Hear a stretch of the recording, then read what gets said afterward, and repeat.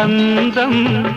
ఇంటికి తొలి చూలు పిల్లాలు అందం జన్మ జన్మల పుణ్య ఫలముగా జాలువారు పసి పాప నవ్వులే ఆలు మగలకు అందం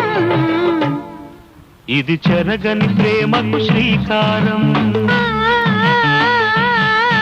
ఇది మమతల మేడకు ప్రాకారం పండిన కలలకు శ్రీరస్తు పసుపు కుంకుమకు శుభమస్తు కనివిని ఎరుగని అనురాగానికి